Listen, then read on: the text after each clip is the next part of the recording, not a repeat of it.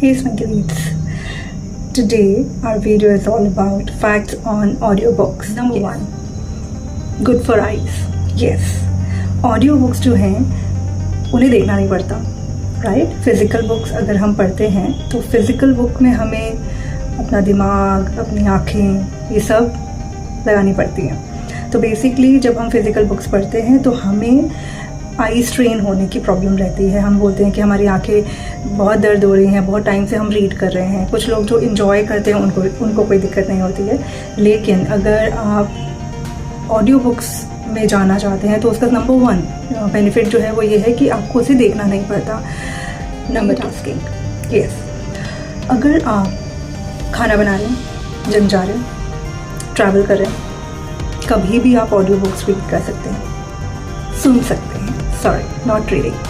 तो अगर आप मान के चलिए कि आपके पास टाइम नहीं है, जैसे कि मेरे पास बिल्कुल टाइम नहीं होता, but still I carry physical books also in my bag. But I travel a lot और मैं मेट्रो में होती हूँ, मुझे जॉब पे जाना होता है, तो मेरे जनरली 1.5 आवर पूरे मेट्रो में लगते हैं. तो what I do is I listen audio books which is very useful. जब भी आपके पास बिल्कुल टाइम नहीं है, आपको लगता है कि यार मेरे पास टाइम नहीं है लेकिन मुझे ये बुक के बारे में जानना है, बुक के बारे में समझना है, एब्जॉर्ब करना है, लर्न करनी है कोई चीज़, तो आप ऑडियो बुक्स प्रेफर कर सकते हैं. ऑडियो बुक्स में कुछ नहीं होता, बस आप अपना ईयरफोन लगाइए, हेडफोन लगाइए और सीधा शुरू हो जाइए सुनना. एक चीज़ मैं यहाँ पे आपको बोलना चाहूँगी पब्लिक एटिकेट्स के बारे में. जनरली हम जब किसी पब्लिक प्लेसेस पे होते हैं तो लोग क्या करते हैं ना कि वो विदाउट हेडफोन या ईयरफोन लगाए ऑडियो बुक्स सुनना शुरू कर देते हैं. तो दे डोंट बॉदर कि जो आसपास के लोग हैं वो भी डिस्टर्ब हो रहे हैं. हो सकता है कि वो भी कुछ सुन रहे हो सकता है वो किसी चीज़ में ऑक्यूपाइड हो सकता है वो बहुत कुछ स्टडीज़ करने के लिए कुछ सुन रहे होंगे, या XYZ बहुत सारे रीजंस होते हैं. जैसे कि फॉर एग्जांपल जब मैं मेट्रो में जाती हूँ तो मैंने बहुत सारे लोगों को देखा है कि कुछ लोग एग्ज़ाम की तैयारी कर रहे होते हैं, स्टूडेंट्स होते हैं, और वो एक्चुअली बुक्स नोट्स अपने रेफरेंस के लिए, एग्ज़ाम के लिए प्रिपरेशन कर रहे होते हैं. बट जो साथ में बैठा हुआ जो इंसान होता है ना, वो अपना एकदम स्क्रॉल करे जा रहा है. वो ये नहीं देख रहा कि साइड वाला जो है वो डिस्टर्ब हो रहा है. तो ये पब्लिक एटिकेट्स में आता है. तो मैं आपसे रिक्वेस्ट करूँगी, जब भी आप किसी पब्लिक प्लेसेस में होते हैं और अगर आपको ऑडियो बुक सुनना है तो उसका बेनिफिट सिर्फ आप ही लीजिए. इट डजंट मीन कि जो आप सुन रहे हो तो वो सामने वाला भी इंटरेस्टेड हो या फिर सामने वाले को भी उसमें मज़ा आएगा. Nothing like that, right? हो सकता है कि आप कुछ कॉमेडी देख रहे हो या सुन रहे हो लेकिन सामने वाले को वो पसंद नहीं है, सामने वाले का मूड ख़राब है और आप लगे हुए हो एकदम स्क्रॉल करने के लिए, तो वो भी गलत चीज़ है, right? Number 3, easy to carry.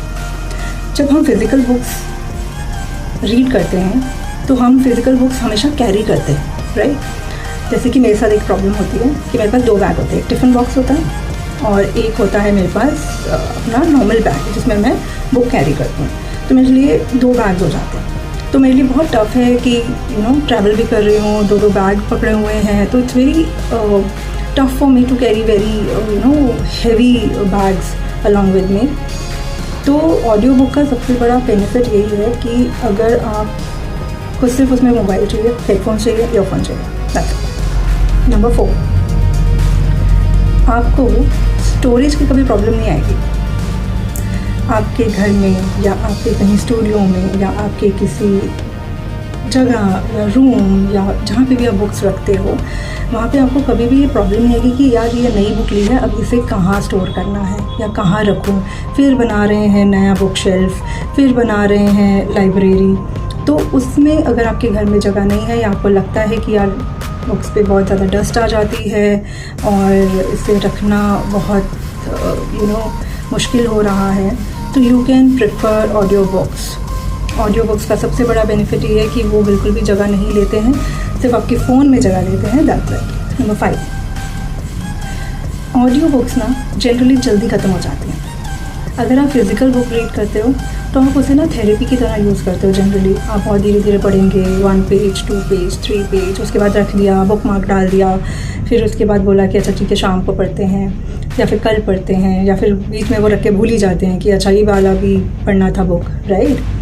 तो या फिर आप मल्टीपल बुक्स स्टार्ट कर देते हैं कि अच्छा ये वाली भी पढ़ ली, अब दोपहर को ये पढ़ लेते हैं और रात को ये पढ़ लेंगे, और ऐसे ऐसे करते करते वो बुक कभी कंप्लीट नहीं होती है, वो शेल्फ पे रखी रह जाती है।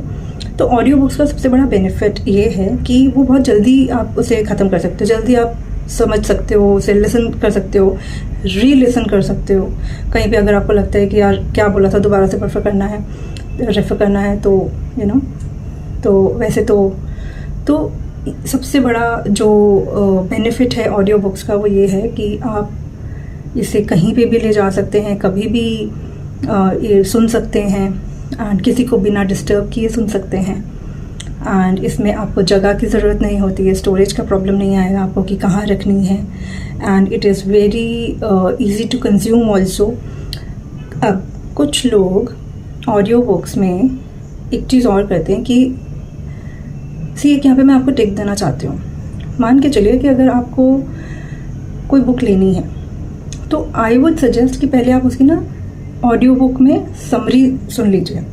It will take hardly 10 minutes या 15 मिनट्स, राइट। बहुत सारे चैनल्स हैं यूट्यूब पे जो आपको समरी बुक, बहुत सारे चैनल्स हैं यूट्यूब पे जो आपको समरी दे देते हैं बुक्स की कि क्या है इस बुक में। जनरली मैं भी यही करती हूँ, मैं बुक पहले लेने से पहले हमेशा समरी देखती हूँ कि इस बुक में एक्चुअली में जो मुझे चाहिए वो है या नहीं है, या फिर मुझे क्या मिलेगा।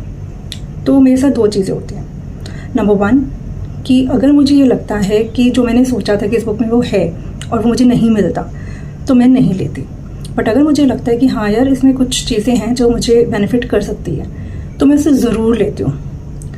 अब कुछ लोग गलती करते हैं, और वो गलती क्या करते हैं कि लोगों को लगता है कि हमने बुक की समरी पढ़ ली तो हमने बुक रीड कर ली। ऐसा नहीं होता। बहुत सारी चीज़ें आप मिस कर जाएंगे अगर आप ये कॉन्सेप्ट अगर आप अपने ऊपर अप्लाई करते हैं तो आप सीरियसली आप बहुत बड़ी मिस्टेक कर रहे हैं। अगर आपको समझ में आता है कि ये बुक अच्छी है और आपको लगता है कि 15 मिनट्स में आपने वो समझ ली तो आप बहुत बड़ी गलती करते हैं। आपको लगता है कि आपको इस बुक में इंटरेस्टिंग लग रहा है, by that book, physical book, और फिर उसे रीड करिए। बहुत सारे ऐसे पॉइंट्स होंगे जहाँ पे आपको लगेगा कि अरे ये तो समरी में था ही नहीं। तो समरी इसलिए होती है सिर्फ आपको एक आइडिया देने के लिए कि इस बुक में जनरली ये चीज़ है, और आपको अगर वो अच्छी लगती है तो डेफिनेटली आप उसे लीजिए। अगर आपको लगता है कि नहीं मुझे लेने की ज़रूरत नहीं है तो डोंट बाय। एंड एंड में मैं हमेशा यही बोलती हूँ कि दुनिया भाग रही है, आप थोड़ा थमना सीखिए और कभी भी किसी को कॉपी मत कीजिए, बिकॉज आप यूनिक है।